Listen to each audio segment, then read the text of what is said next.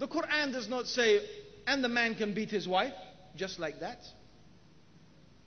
The Quran is clearly telling, first of all, that Allah has given the man a responsibility. A responsibility to ensure that his family, his wife, his children are following the straight path. The straight path that leads to Allah. The straight path that leads to paradise and goes away from the hellfire. This is the responsibility the man has been given. Now all of us recognize, for example, that any government has the responsibility to care for its citizens. Is that true or not? Yes? And does not every government have the responsibility to prevent criminal action? Yes or no? Isn't it the responsibility of government to arrest the thieves and the murderers and the rapists? And to do something with them to prevent that happening and to prevent that evil spreading in society? Is that not the duty of government? Yes or no? And don't we all recognize that governments are allowed to use some type of force in order to arrest such people and to prevent them from their harm? Yes or no? Is there one place on the face of this earth, except maybe some little island somewhere there's only 10 people, and they're all related maybe, where you don't have a police force who has to arrest people, who prevents riots, who prevents evil? Is this true or not? You have every country, every place in the world, this exists. Yes or no? Yes. So we recognize that those in authority have the right to use force if they have to prevent some evil taking place. What is the problem, therefore?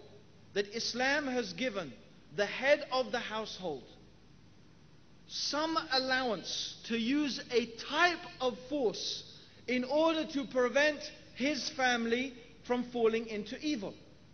And that force has conditions on it, and it has prerequisites to it.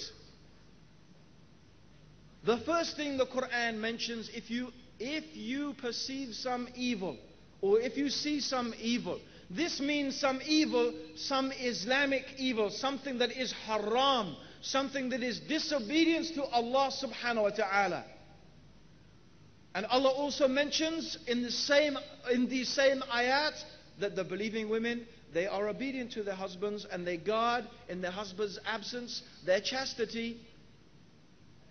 So if someone sees that his wife is going astray or his family is going astray, then Allah has given a system of correction to prevent this crime that will lead to something much worse than prison, lead to the hellfire.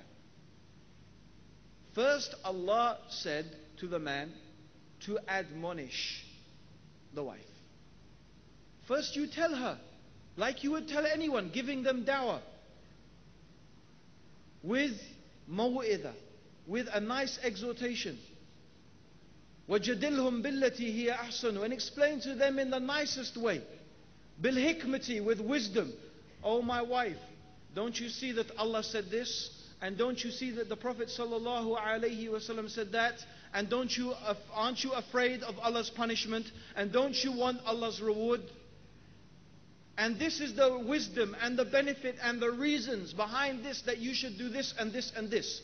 So this is the first stage of advising his wife, of exhorting her, of teaching her, of reminding her. If this does not work, then he can take another step.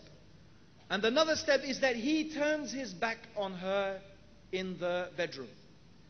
He turns his back on her because it is something the wife loves from the husband, that he is affectionate towards her, even in the physical sense. It's something that the woman loves from her husband.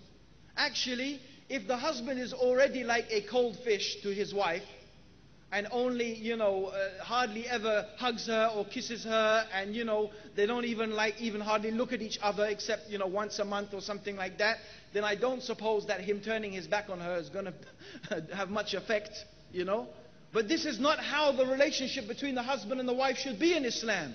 We are garments one for the other. The Prophet ﷺ used to play with his wives. He used to joke with them. They used to race with each other. They used to take showers. Used to take ghusl together, and him and Aisha would fight to take the water from the bucket. This is Islam. This is how the affection should be between the husband and the wife. The best of you are those who are best to their wives. And I, the Prophet ﷺ said, am the best to their wives. So this is how Islam should be. So if your relationship is like that, then you turn your back on your wife is going to feel sad. And inshallah, she's going to relent to that. Even if this after some time does not work, then the husband is allowed to prevent her from evil, to apply some type of physical force. This is a type of very light beating. In fact, as some scholars mentioned, it is just to hit with the miswak. But Allahu alam. What we know from the Prophet ﷺ is this type of beating is not allowed to leave any type of mark. It is not allowed to break the skin. It is not allowed to break a bone or even leave a mark on the skin. A beating that is that severe is forbidden, and this is a type of assault. And it's haram and a crime in Islam to treat your wife like that. But a type of physical reprimand in order to bring her to goodness is allowed. This is not an excuse for a man to beat his wife. It's not allowed. Just for any reason, because you're angry, you're upset, because, oh, the dinner's not ready. What is this? This is not the way. This is not Islam at all. In fact, the Prophet ﷺ hated that people should beat their wives. He did not like that people should beat their wives. In fact, he said, the best of you are not those who beat their wives.